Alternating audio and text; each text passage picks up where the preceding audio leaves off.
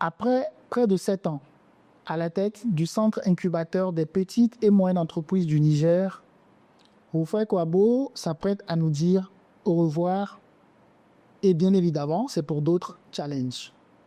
Nous avons saisi cet instant pour revenir sur ces moments clés, son innovation, sa présence dans l'écosystème entrepreneurial au Niger, ce qu'il nous a apporté en tant qu'entrepreneur et surtout, qu'est-ce qu'il laisse comme héritage pour l'entrepreneuriat nigérien. Rufai Kwabo, bonsoir. Bonsoir Olivier. Merci pour ce chemin que tu as fait à nos côtés, aux côtés de différents entrepreneurs plus âgés que moi, moins âgés que moi. Absolument. J'ai envie de vous dire, aujourd'hui, après près de 7 ans, diriger un centre comme le SICMEN, où vos quotidiens sont faits de défis et de challenges. Absolument. Comment on se sent quand on sait qu'on laisse un poulailler, comme on est un centre incubateur, vous êtes un centre incubateur, j'ai l'impression que vous laissiez un poulailler avec à l'intérieur des bébés qui sont encore sous couvaison. Absolument. Pour d'autres challenges, parce que la vie, des fois, nous est faite ainsi. pose. Comment on se sent? Merci beaucoup Olivier.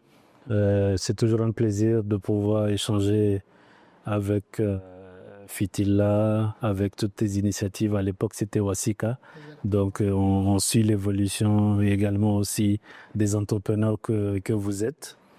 Et c'est vrai que je m'apprête à dire au revoir à l'écosystème nigérien. Et depuis 7 ans, nous avons fait des choses, nous avons tenté des choses. Nous avons fait face à des challenges. Et bien évidemment, il y a des challenges qui étaient déjà connus avant qu'on quitte l'Europe pour venir ici essayer d'apporter notre pierre à l'édifice. Mais chemin faisant, d'autres challenges nouveaux se sont rajoutés. On y a fait face avec l'engagement de l'équipe, avec la bienveillance de nos clients qui sont les entrepreneurs que nous accompagnons, avec l'appui de nos partenaires techniques et financiers et bien évidemment l'État au premier rang. Donc nous avons fait des choses et c'est important effectivement avant de partir de pouvoir dresser un bilan que j'espère en tout cas qui sera complété par les entrepreneurs eux-mêmes, les entrepreneurs que nous avons accompagnés durant tout ce temps, pour certains qui vont vouloir rester discrets et pour d'autres qui sont aujourd'hui nos champions affirmés et assumés qui nous rendent fiers de par les initiatives qu'ils portent. On a une petite surprise pour vous. On le verra au cours de cet échange-là. Ce que j'aimerais que vous nous dites actuellement, c'est quand vous étiez arrivé, quel a été le premier projet, la première initiative que vous avez portée et où en est-on aujourd'hui? Oui, donc c'est une très bonne question. Donc quand je suis arrivé en 2018, en juillet 2018, effectivement, le challenge, c'était déjà l'ouverture de nos premières antennes en région. Parce que au niveau donc, de Niamey, on était déjà existant depuis 2013 et j'avais trouvé donc 2 antennes au niveau de Tawa et Zander qui étaient en cours de déploiement. Donc, bien évidemment, le challenge, c'était de pouvoir asseoir toute une stratégie pour pouvoir continuer à manager et avoir de l'impact avec de la méthodologie qui puisse couvrir aussi ces antennes régionales. Donc, cela a été fait grâce au projet ID, donc dans sa première phase avec l'OIM. Et bien évidemment, il y avait un partenariat structurant avec le Dutch Good Growth Fund, donc du ministère des Affaires étrangères néerlandais, et dans lequel en fait on venait d'avoir notre plus gros financement de 500 000 euros pour pouvoir accompagner notre développement. Donc c'est dans ce financement-là que nous avons eu l'idée de créer Code Local, bien évidemment avec nos partenaires qui sont Lancy et Diou. Et avec ce financement aussi, nous avons eu très vite l'ambition de pouvoir comment dirais-je, accompagner nos produits agro-transformés et qui ont un fort potentiel d'exportation. À la conquête de l'Afrique, à la conquête du monde. Et absolument, absolument, parce que dès les premiers instants, en tout cas de mon management, j'ai constaté que la plupart des produits nigériens, ils étaient parfois de bonne qualité, mais ils étaient mal emballés. Quand il s'agissait des questions normatives, il n'y avait pas de respect des normes, donc la NMC est venue, on va dire, après pour combler une partie de ce gap. Mais en tout cas, c'était l'ambition. On avait trouvé des entrepreneurs qui avaient des produits, tantôt autour du moringa, tantôt avec le souché, tantôt avec le sésame, le kilichi. Donc vraiment, on était bien embarqués avec la motivation des entrepreneurs. Et nous sommes en 2019, donc nous avons lancé la Coding Academy, Code Local. Donc les partenaires étaient très intéressés par ces initiatives-là. Exactement. Et puis 2020 est arrivé avec Covid. Avec Covid. Encore un challenge que vous devez relever. Le Covid est venu, tout est à l'arrêt. Même l'administration publique est à l'arrêt. Les partenaires, on les voit des matins, des jours, prendre leurs valises et partir. On a les entreprises qui tombent en difficulté parce que certaines entreprises que vous accompagnez sont dans le domaine de la restauration. C'est pour restaurer, il faut avoir des ateliers, il faut avoir des rencontres et tout. Comment vous avez géré cette période-là? Oui, effectivement. On sortait d'un pic d'activité en 2019, donc en plus des activités que je vous ai signalées tout à l'heure, on avait fait le sommet de l'Union africaine avec le plus grand side event i4Dev. Voilà, et nous avons également fait la Foire de l'Emploi, la première édition à Tawa. Et bien évidemment, nous avions également tous ces projets-là qui étaient en ébullition. Donc avec une année exceptionnelle en 2019, Covid arrive et le problème en fait c'est que l'argent aussi a été atteint du Covid. Donc le financement de nos partenaires, tout d'un coup en fait, frontières fermées, nos entrepreneurs qui pouvaient plus, on va dire, continuer leurs activités et nous également, tous les financements étaient gelés. Parce que le monde a été perturbé par cette crise-là et il fallait y faire face. Donc, bien évidemment, on a enclenché tous les dispositifs qui étaient à notre possession avec beaucoup de communication avec les collaborateurs. Et donc, on a analysé notre trésorerie. On s'est dit, bon, qu'est-ce qu'on fait? Si on continue comme ça, on risque de prendre le mur. Donc, on s'est convenu avec les collaborateurs. On s'est mis en sécurité avec le chômage technique où on a partagé des difficultés vraiment pendant 3 mois. Mais pendant ces 3 mois-là, chose quand même qui m'a marqué, c'est que nous avons pu obtenir pour la première fois une subvention de l'État. Donc nous avons eu 100 millions de l'État du Niger justement pour pouvoir venir et on va dire amortir ce choc-là qui était la Covid. Donc c'est grâce à ça que nous avons pu relancer nos activités et derrière nous avons relancé de nouveaux partenariats pour pouvoir terminer l'année en beauté et qui a été ponctué aussi par notre déménagement vers des locaux beaucoup plus grands où nous avons mis en place l'initiative du Hub XL avec EDU. Et donc, c'était vraiment une nouvelle ouverture parce qu'on était dans des locaux beaucoup plus inspirants avec des espaces de coworking, les salles de visioconférence, voilà, Si vous toutes les absolument, absolument. Et surtout, le fait que les formations pouvaient être diffusées en région. Parce que nous sommes dans un pays où les ressources coûtent cher, les ressources sont rares et donc il faut mutualiser. Parce que nos jeunes entrepreneurs, parfois, même quand vous leur demandez des petits frais pour assister à des formations, c'est compliqué. Et donc là, avec les systèmes de visioconférence, on pouvait mettre à disposition des expertises à Niamey et qui peuvent être diffusées donc, dans les régions. Et bien évidemment, avec Code Local, nous avons continué à pouvoir monter des nouvelles cohortes et derrière, nous avons pu aussi avoir un budget pour pouvoir ouvrir maintenant notre 3e et 4e antenne donc à Agadez et Maradi en 2020.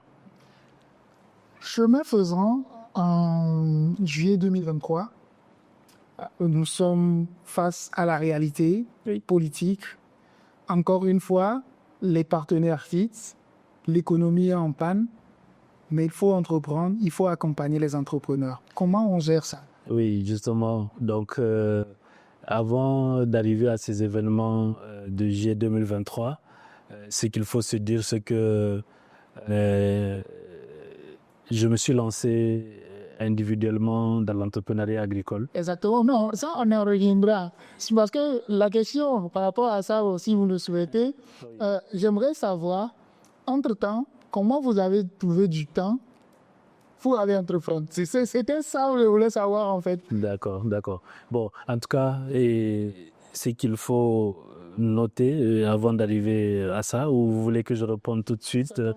Voilà, bien bon. En tout cas, pour mon entreprise agricole, mon aventure, on va dire agricole, j'étais parti au village. Et quand je suis parti au village, c'était la période de récolte de pastèques. On m'a servi une pastèque, mais quand j'ai mangé cette pastèque-là, je me suis dit, est-ce qu'il est possible, est-ce que j'en crois mes yeux, ou du moins, est-ce que je me crois est-ce que je me crois mes papilles, quoi. J'ai dit comment on pouvait faire des pastèques aussi sucrées, parce que depuis que j'achète des pastèques, je suis jamais tombé sur une pastèque sucrée. Et j'ai dit donc dans mon village, on pouvait produire des pastèques aussi sucrées.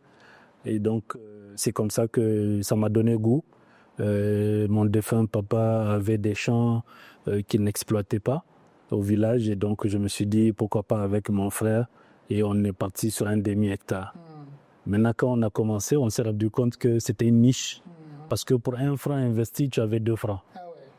Et aucune banque ne peut t'apporter ce genre de placement. Donc, on y a pris goût. L'année d'après, on a multiplié les superficies par 2. Parfait. Et là encore, bon résultat.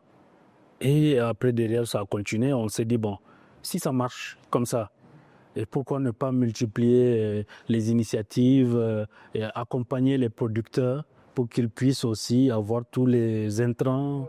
Et voilà, donc c'est ce qui m'a permis d'avoir l'idée de créer la coopérative des producteurs de pastèques et de pommes de terre dans le Dalol Mori, qu'on appelle U3PA Dinkai, pour laquelle j'étais président donc de 2021 jusqu'à il y a 3 jours où j'ai laissé la place, effectivement. Donc vraiment, on donnait des prêts pour les intrants aux producteurs, et derrière, quand ils produisent, ils nous remboursent. Et en même temps aussi, on prend la production pour pouvoir affronter les marchés.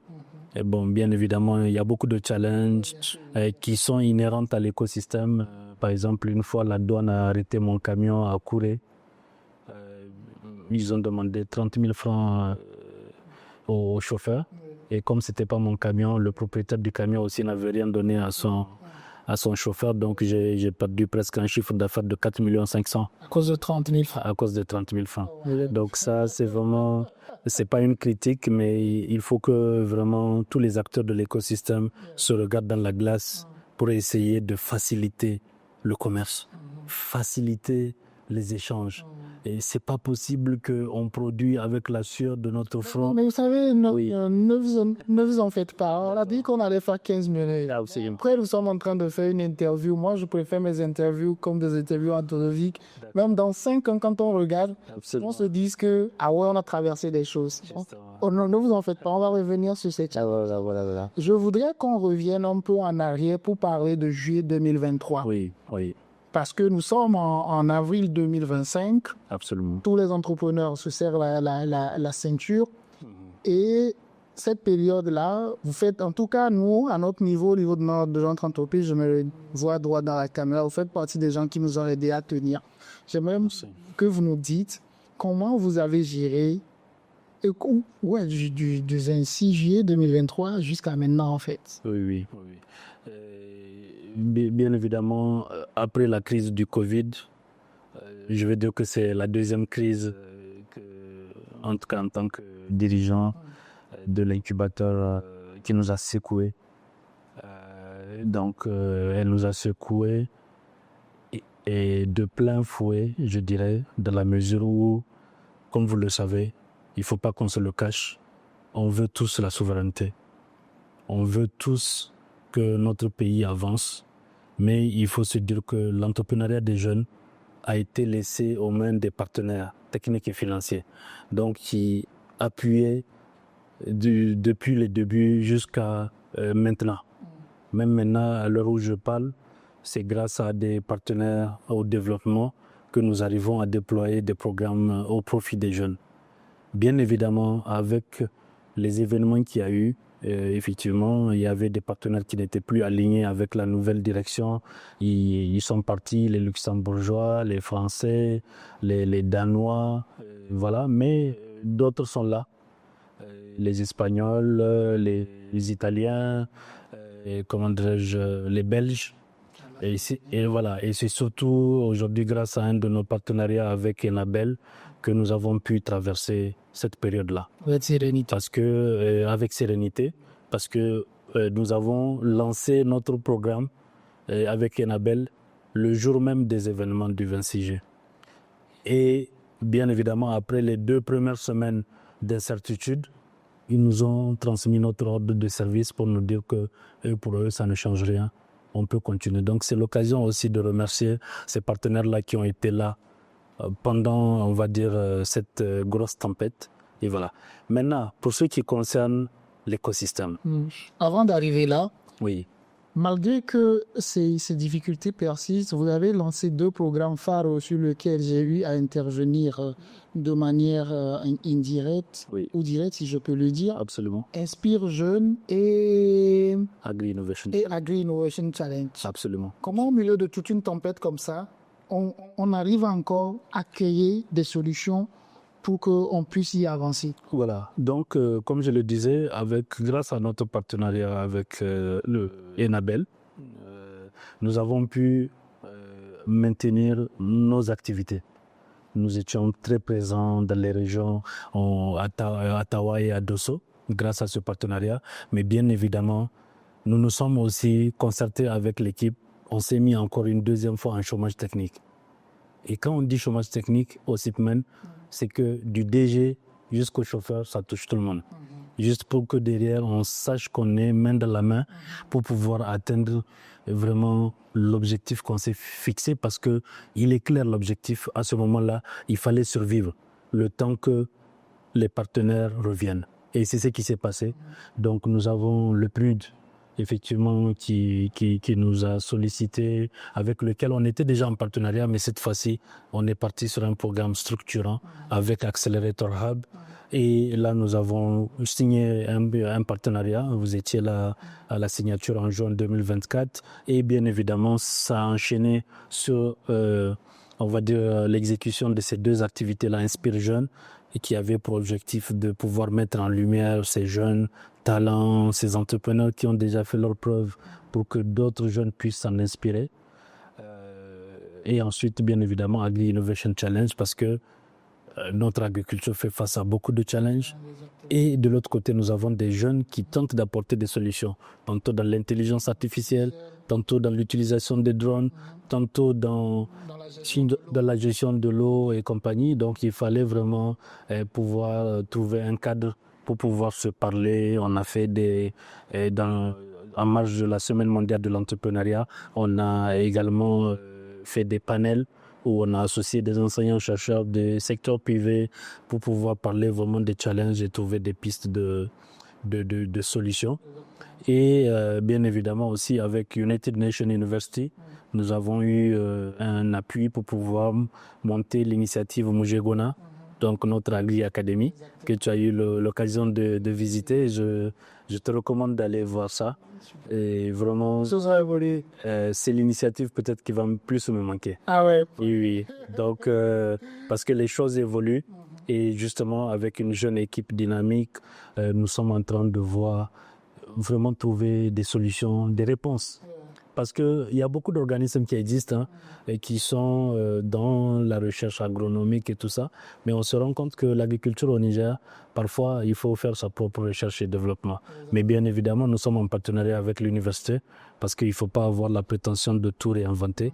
Mais c'est de bon augure et c'est quelque chose que je vais suivre bien, même en étant à distance, Inch'Allah. Enfin, avant d'être à distance, moi, le point que j'aimerais qu'on aborde maintenant, c'est que le fait d'avoir été entrepreneur et aussi incubateur d'entreprise, qu'est-ce que ça vous a fait découvrir? À l'instant, vous parlez d'un camion de pastèques qui a été bloqué à cause de 30 000 francs CFA. Oui. C'est plus de combien de millions qui a été... 4 millions. Plus de 4 millions 500 qui sont partis à cause de 30 000 francs. Oui.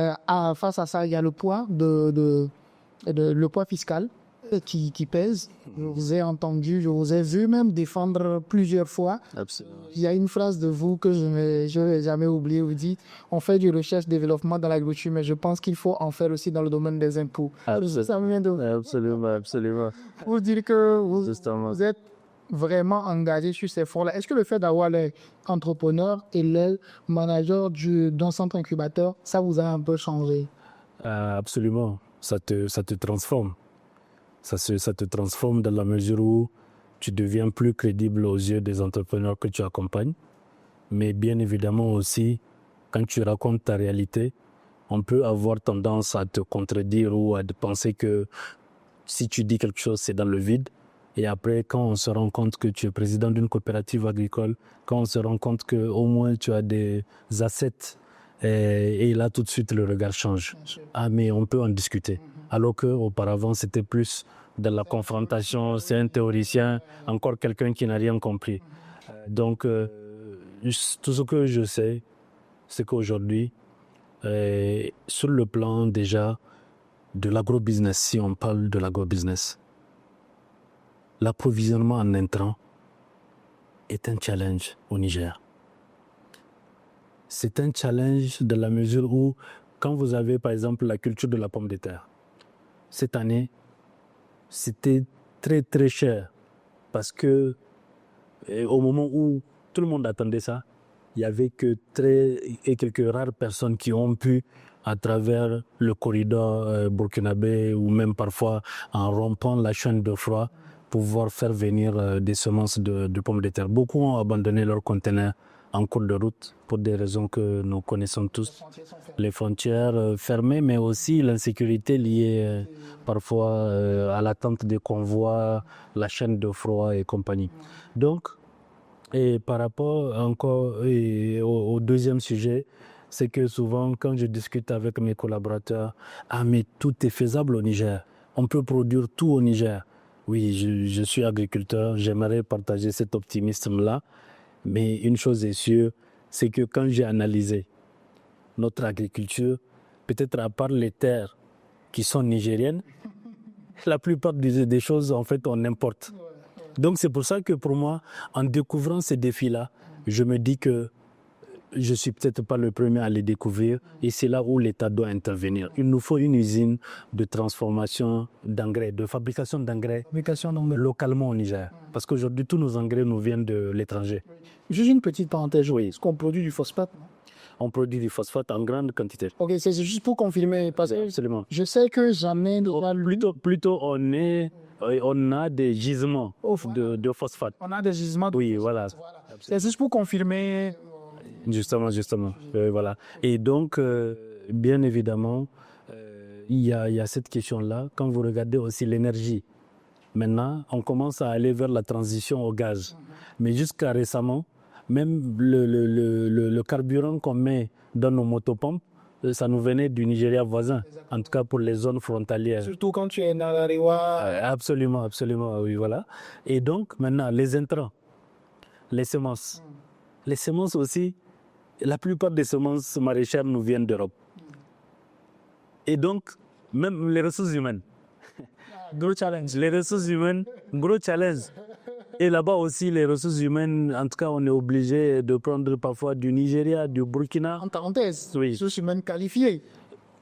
Même pas qualifié. Okay. Même ouvrière, on est obligé de mixer. Okay. On est obligé de mixer parce que quand vous vous rendez compte, parfois, même tout récemment, j'ai dû me défaire de 3 de mes ouvriers parce qu'un jour ils partent, un jour ils ne partent pas. Quand c'est local, en fait, souvent il y a tous ces challenges-là, effectivement, qui te mènent vraiment à perdre beaucoup. Donc là-bas, vraiment, c'est un appel aussi pour que la formation pratique puisse être au rendez-vous et accompagner nos investissements agricoles. Parfait. Et donc, bien évidemment, ça c'est sur le côté agribusiness. La recherche va continuer. J'espère que l'État va vraiment appuyer, sécuriser les approvisionnements en intrants et potentiellement mettre en place des projets structurants, surtout sur la question des engrais. Nos sols sont très pauvres. L'agriculture qu'on fait là, c'est vraiment de Inch'Allah. Et donc, un jour ça marche, un jour ça marche pas, et on est comme ça en dents de scie. Donc, il faudrait que vraiment qu'il y ait cette usine de fabrication d'engrais pour pouvoir vraiment faire que ce soit accessible et que derrière nos terres puissent être aidées à donner tout leur potentiel pour qu'on puisse vraiment affirmer l'adage ou confirmer l'adage Labositari. Oh, ouais. Voilà. Maintenant, sur un autre plan, mon parcours aussi d'entrepreneur, c'est vraiment la question du marché. Moi, avant d'arriver à la question du marché, Oui. on va arriver justement, je vais juste vous raconter une anecdote. Récemment, je suivais une interview d'une des reines de l'ananas au Bénin. Ok. Et elle expliquait que c'est parce qu'un jour, elle était dans son champ et il y a des gens qui sont venus pour lever son jus d'ananas et sont partis. Quelques mois après, ces gens sont revenus pour dire, écoute, dans tout le Bénin, c'est ton ananas le meilleur, donc on est prêt à investir. Et c'est, quand elle expliquait, c'est à peu près 100 millions qui a été investi, c'est des investisseurs étrangers. Pour revenir à l'accès au marché, aujourd'hui, non seulement ce qu'on produit, mais ne suffit pas localement, mais est-ce que tu penses que les investissements étrangers peuvent nous garantir une production locale suffisante et une exportation aussi garantie? Oui, ce qu'il faut se dire, effectivement, c'est que notre agriculture a besoin de gros investissements. Des investissements du type de ce que fait Amana Agro, de ce que fait Eheket Agro, et voilà. Parce que, en réalité, pendant toutes nos années peut-être d'existence en tant que Niger, on a toujours fait des projets pour appuyer le petit producteur familial, qui parfois ne fait qu'un demi-hectare au maximum. Parce qu'il compte sur la force de ses bras et de ses enfants. Mais ces enfants, souvent, à la fin de la saison pluvieuse, ils partent. Donc finalement, il ne fait qu'une petite partie de sa terre qu'il peut faire. Alors que là, maintenant, si on veut vraiment atteindre l'autosuffisance alimentaire, il ne faut plus qu'on fasse l'économie de dire qu'on injecte trop d'argent. Non, il faut trouver les champions. J'en ai cité. Ainoma, j'en connais des CCPHN, des Eheket Agro, des, comment dirais-je, Amana Agro. Et vraiment, c'est des milliards qu'il faut mettre. C'est des milliards qu'il faut mettre parce que ce sont des champions qui peuvent accompagner l'écosystème à se mettre en place. Les chercheurs vont aller faire des recherches, actions pour leur fournir des choses. Et des étudiants peuvent aller faire leur stage. Les jeunes, avec le programme Agriprenariat des jeunes, qui est porté par le ministère du Commerce et de l'Industrie, ce sera vraiment avec un financement de la BAD. C'est un gros projet aussi qui va avoir vocation à mettre des grosses superficies de terre au profit des jeunes pour pouvoir, exploiter. Donc c'est vraiment une nouvelle tendance qu'il va falloir appuyer de manière assumée. Une nouvelle tendance qu'il va falloir appuyer de manière assumée qui ne doit pas se faire sans vous. Aujourd'hui, moi, la question que je me pose, c'est que est-ce que Oufoué Kouabo sera toujours disponible pour toutes les questions sur lesquelles on va le solliciter, que ce soit au niveau gouvernemental, que ce soit votre successeur, que ce soit les entrepreneurs que nous sommes. Moi, aujourd'hui, je sais que quand je suis dos au mur, il y a 2-3 personnes que je dois contacter, tu en fais partie. Merci. Écoutez, est-ce on peut toujours compter sur vous? Et bien évidemment, nous avons le Niger dans la peau. Le CIPMEN n'est pas loin. Et bien évidemment, toutes les personnes qu'on côtoie, les jeunes qu'on appuie, et bien évidemment, ceux qui vont arriver, je veux dire, on sent quand même une certaine responsabilité pour pouvoir continuer à aider. Maintenant, il faut que l'écosystème puisse suivre. Comme je le disais tantôt, l'entrepreneuriat, c'est une aventure individuelle pour la plupart du temps. Mais l'écosystème, c'est une aventure collective. Et il faut qu'on joue ensemble. Et derrière, il faut que on va dire qu'il y ait une certaine prise de conscience. Quelle est cette prise de conscience? C'est quelque chose que j'ai décrié, on va dire, depuis tous les régimes qui se sont succédés. Et malheureusement, je vois que maintenant aussi, ça continue un peu. C'est vraiment le fait de se dire que sans marché, sans opportunité, il n'y a pas d'entrepreneuriat. Aujourd'hui, les partenaires sont partis, mais il y a un vide qui est laissé. Il faut combler ce vide-là. Soit c'est des grandes entreprises privées nigériennes qui vont combler ce vide, soit c'est l'État du Niger qui va combler ces vides, mais avec des opportunités et avec une dynamique qui permette à ce que tout le monde se trouve quelque chose à se mettre sous la dent. Parce que sans ça, on va juste se regarder. On va continuer à faire des panels en se disant oui, il faut faire ceci, il faut faire cela, mais il y aura toujours des problèmes qui vont être là parce que nos jeunes frères aussi attendent. Et nous, on doit évoluer. Exactement. Et on doit évoluer. Donc ça, vraiment, c'est quelque chose pour moi. Et mon vœu le plus cher, c'est que avec la charte des PME que j'ai vue, on a obtenu la signature. Maintenant, il faut savoir concrètement comment ça va s'appliquer. Et c'est vraiment nécessaire que les entreprises qui obtiennent des marchés en Conseil des ministres, il faut qu'on puisse mettre le doigt sur leur siège social. Il faut qu'on puisse mettre le doigt sur leurs employés pour savoir vraiment qu'ils jouent un rôle dans l'écosystème. Parce que c'est un peu frustrant en tant qu'entrepreneur, en tant que dirigeant d'un incubateur, parfois d'apprendre l'existence de certaines entreprises en Conseil des ministres et on voit qu'elles ont des marchés de 20 milliards, de 40 milliards, mais quand tu les cherches dans l'écosystème, tu ne les trouves pas. Donc ça favorise pas vraiment l'animation de l'écosystème. Et ça, c'est entre nous. Il faut juste qu'il y ait une prise de conscience. Je salue l'arrivée donc du nouveau ministre du Commerce et de l'Industrie. Donc j'espère vraiment que ce sont des sujets qui vont être mis sur la table. Et comme si les jeunes, et je pense que d'autres jeunes pourront également aller voir comment accompagner, comment appuyer. Et vraiment, moi, pour ma part, je reste entièrement disponible pour le Niger, même si, effectivement, je pars prendre de nouveaux challenges à Dakar. Ça reste toujours dans l'écosystème entrepreneurial. Et j'espère aussi pouvoir faire venir le programme qui est, pourquoi pas, au Niger et aussi dans les pays du Sahel qui en ont besoin parce que en réalité, pour espérer, il faut construire l'espoir au Sahel. Exactement. Et donc, je pense que c'est ensemble que nous pouvons continuer à créer cet espoir. Ceci n'est pas notre dernière interview. C'est juste une pause. On se reprendra prochainement, probablement soit à Dakar, soit dans une des villes d'Afrique ou du monde. Absolument. Rufai Gwabo, c'est aussi la Semaine mondiale de l'entrepreneuriat, la première édition. Je me souviens quand tu avais déplacé le ministre dans une école. Absolument. Et j'ai l'image, je l'ai toujours en tête avec Madame Rabi Azika, où on devait enseigner l'entrepreneuriat aux jeunes à l'école à l'époque. Quand vous avez lancé Startup Kids, vous avez lancé Vrizaen. Du coup, parler de vous faire quoi, son bilan en ces 7 ans, on ne pourra pas le faire en un podcast. Donc, je vous dis merci.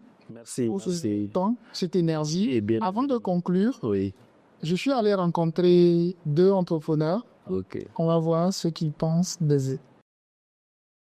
À mes débuts, j'avais commencé mon incubation et lui-même venait de commencer en tant que DG au CIPMEN. Donc, la première rencontre, c'était vraiment, c'était une formation. Il était venu. Il m'a demandé c'était quelle entreprise. Je lui ai dit. Et vraiment pas comme un DG, ça on s'est familiarisé. C'était vraiment, tu n'as pas l'impression, il ne s'est jamais mis comme un DG, genre il était accessible. Donc on s'est salué, il m'a dit c'est quelle entreprise, c'est quoi, bon, tu viens, il faut qu'on se voit lundi, il faut qu'on parle de business. Je lui ai dit ok. Et 2 jours après, c'est lui-même qui m'appelle, vous imaginez, DG CIPMEN, et puis tu te dis voilà, donc vraiment, je garde ça en tête, comme quoi il a toujours été là. Et dès que tu vois CIPMEN, tu penses DG. Effectivement, eFuture a été incubé au niveau du CIPMEN. Et donc, on a eu quand même des relations fructueuses avec le CIPMEN et directement ou indirectement avec son directeur général, ou bien on dira l'ancien directeur général, Rufai Kouabo. Donc, grâce à lui, son leadership, je pense que eFuture a eu quand même l'occasion de rencontrer beaucoup de partenaires qui sont aujourd'hui nos clients, avec qui eFuture réalise énormément d'activités. Donc, Rufai a été vraiment un véritable catalyseur de ces réseautages-là pour eFuture. Là, on vient de voir ces entrepreneurs-là. Qu'est-ce que vous ressentez quand vous avez écouté leur témoignage? Ben, j'aurais voulu voir les 1000 parce que quand on écoute ce genre de témoignages, on ne s'en lasse pas. Et je pense qu'il y en a beaucoup. J'ai reçu beaucoup de messages, je continue de recevoir beaucoup de messages et ça fait chaud au cœur. Ça fait chaud au cœur et j'espère vraiment que l'avenir sera à nous. L'avenir sera radieux et bien évidemment avec tous nos collaborateurs, que ce soit ceux qui sont passés et ceux qui continuent d'être là, qui vont prendre le relais pour la suite. Vraiment, je nous souhaite de très très belles choses dans nos vies personnelles, dans nos vies professionnelles et bien évidemment pour que nos pays avancent. Nous devons faire nos petits bouts de chemin, chacun à notre niveau, mais en jouant collectif pour que l'écosystème puisse vraiment atteindre des sommets. Merci beaucoup. Merci. Merci.